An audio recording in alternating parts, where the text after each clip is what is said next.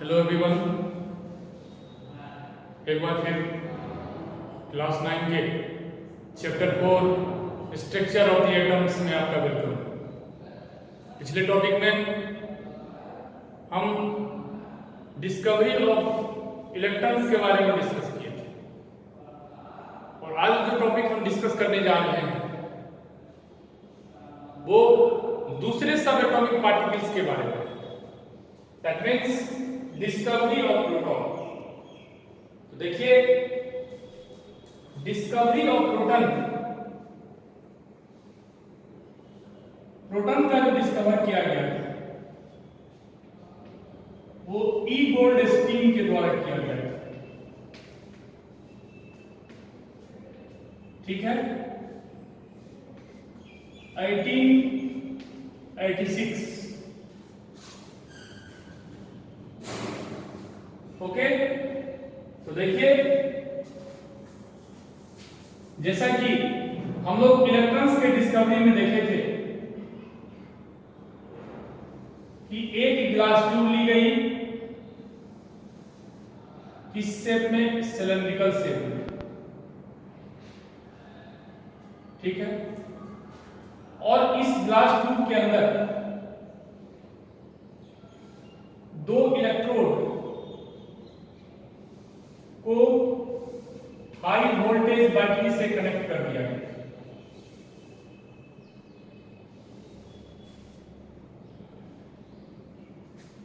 That means minus plus. तो ये आपका क्या होगा? बैटरी के निगेटिव टर्मिनल से अटैच जब करेंगे इस इलेक्ट्रोड को तो ये आपका कैथोड होगा,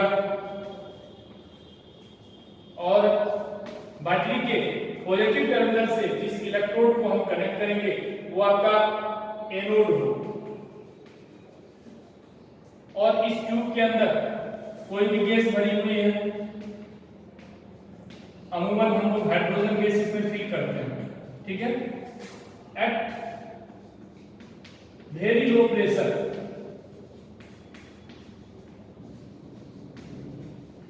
ओके, तो लो प्रेशर को एडजस्ट करने के लिए यहां पे, जैसा कि हम देखे थे इलेक्ट्रॉन्स के डिस्कवरी में, यहां पे एक वैक्यूम पंप लगा दिया जाता है। ठीक है,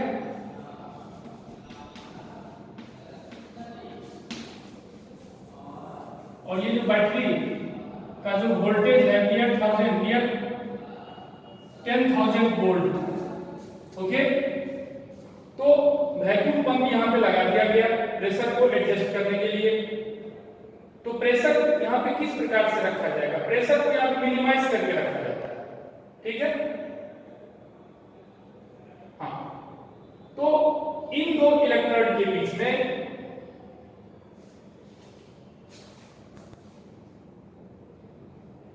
देखिए, एक प्रोटॉन को देखने के लिए एक परफोरेटेड प्लेट रखी गई।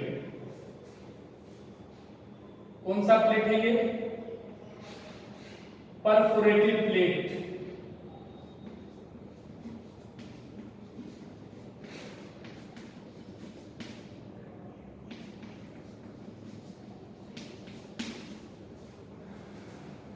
मतलब इलेक्ट्रॉन्स के जो भी कंस्ट्रक्शन थे और प्रोटॉन्स में सिर्फ आपका डिफरेंस क्या है कंस्ट्रक्शन में कि यहां पे एक बीचों बीच में, दोनों इलेक्ट्रोड के बीचों बीच एक परफोरेटेड प्लेट को रखा गया। परफोरेटेड प्लेट जिसमें होल बना होता है। क्लियर है? तो यहां से इलेक्ट्रॉन्स निकलना शुरू हुई, यहां से इलेक्ट्रॉन्स निकलना शुरू हुई। दैट मीन्स जब यहां से कैथोड रेज पास कर रही है तो इस परफोरेटेड प्लेट से कोलाइड करती है, और कोलाइड करने के बाद ऐसा देखा गया कि जो भी इस पॉजिटिव प्लेट की ओर मूव कर रही थी वो वस्तुतः वो एक्चुअली में निगेटिव प्लेट की ओर लौटने लगी। क्लियर है? तो इससे पता चला कि जब ये इलेक्ट्रॉन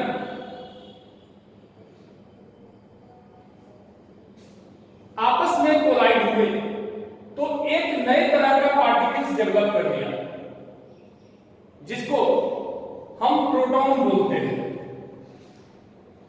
जो पॉजिटिवली चार्ज होता है। चूंकि अब ये proton negative plate that means cathode की ओर अट्रैक्ट हो रहा है, इसीलिए हमने ये डिसाइड कर लिया कि इसके ऊपर पॉजिटिव चार्ज होनी चाहिए। और ये जो बीम है इसको हम बोलेंगे एनोड रेज। तो आइए अब यहां से कुछ पॉइंट्स जो निकल रहे हैं, वो पहला पॉइंट क्या है? Anode rays are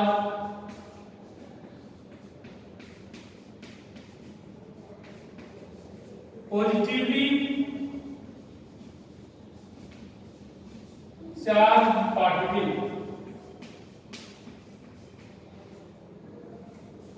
anode rays कैसे पार्टिकल्स होते हैं? पॉजिटिवली चार्ज पार्टिकल्स होते हैं। क्लियर है? Next, beam of protons, beam of protons that means इसको हम पॉजिटिव चार्ज पार्टिकल भी बोलते हैं।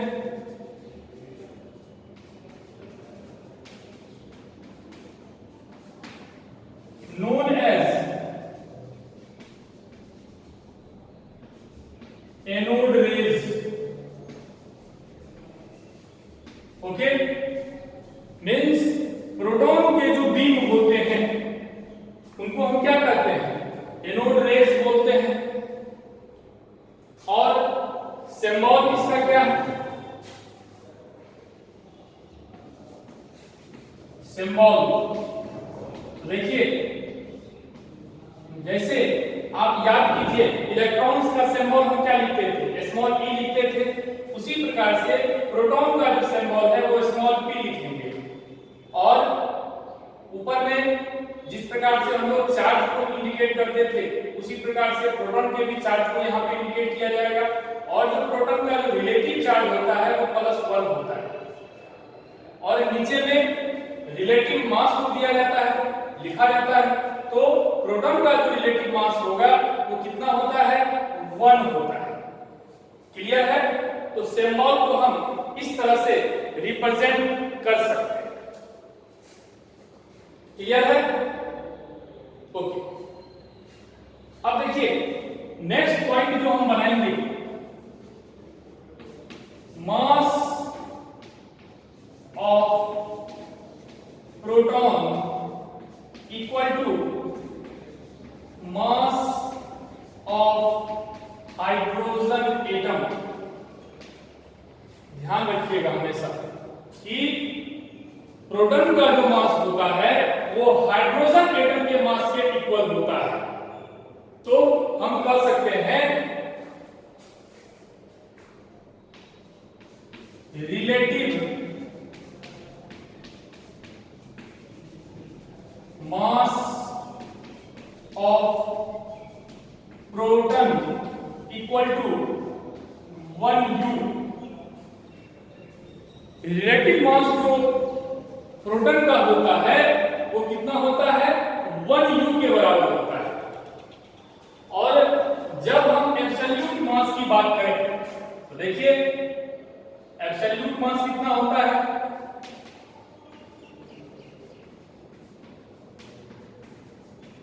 एब्सोल्यूट मास ऑफ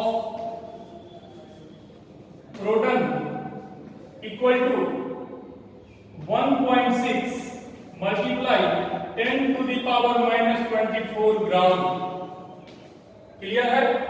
याद रखिएगा, प्रोटॉन का जो एब्सोल्यूट मास होता है वो 1.6 मल्टीप्लाई 10 टू द पावर -24 ग्राम होता है। क्लियर है ना? अब देखिए, हम सभी एक बात हमेशा जान रहे हैं कि मास ऑफ इलेक्ट्रॉन इक्वल्स होता है 1/1840 मास ऑफ हाइड्रोजन एटम। ठीक, क्लियर है? इससे पिछले टॉपिक में हम बताए थे कि mass of electrons equal to 1/1840 multiply mass of hydrogen atom, और मास ऑफ हाइड्रोजन एटम जो है वो आपका देखिए मास ऑफ प्रोटॉन के बराबर है। तो यहां हम कह सकते हैं मास ऑफ प्रोटॉन। क्लियर है? दैट मीन्स इसीलिए मास ऑफ प्रोटॉन कितना निकल जाएगा इससे? Mass of proton equals to 1840 times of mass of electrons. याद रखिएगा इस चीज को, वेरी इंपॉर्टेंट। कभी कभी एग्जाम्स में ऑब्जेक्टिव क्वेश्चंस में आपको दिया जाता है, इसीलिए इस चीज को हमेशा आपको याद रखना है।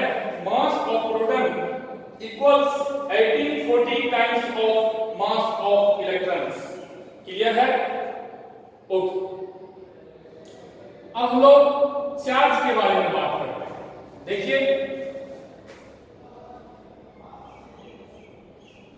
एक्चुअल या एब्सोल्यूट, जो बोलिए, एक्चुअल भी बोल सकते हैं, एब्सोल्यूट भी बोल सकते हैं। एक्चुअल चार्ज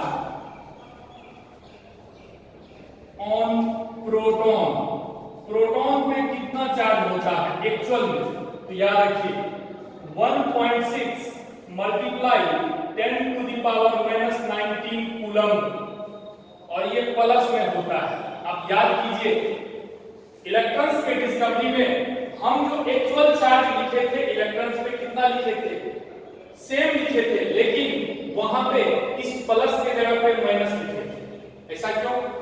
वो इसीलिए कि जितना आपका इलेक्ट्रॉन्स पे चार्ज होता है उतना ही प्रोटॉन्स पे भी चार्ज होना कंपलसरी है, तभी वो एक दूसरे को न्यूट्रलाइज करेगा। ठीक है? तो हमेशा याद रखिएगा, इलेक्ट्रॉन्स पे जितना चार्ज होता है प्रोटॉन्स पे भी सेम उतना ही चार्ज होता है। ठीक है? सिर्फ प्लस माइनस का उसमें डिफर है। ओके ना? अब रिलेटिव चार्ज की बात कर लेते हैं। रिलेटिव चार्ज ऑन प्रोटॉन कितना होता है? वो होता है +1। याद रखिएगा, प्रोटॉन पे जो रिलेटिव चार्ज होते हैं वो कितने होते हैं? +1 होते हैं। क्लियर है? तो इस तरह से डिस्कवरी ऑफ प्रोटॉन्स आज आपका कंप्लीट हो गया। नेक्स्ट टॉपिक में हम डिस्कवरी ऑफ न्यूट्रॉन्स के बारे में बात करेंगे।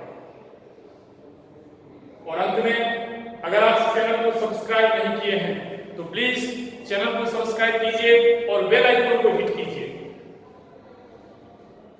Thank you for watching this video.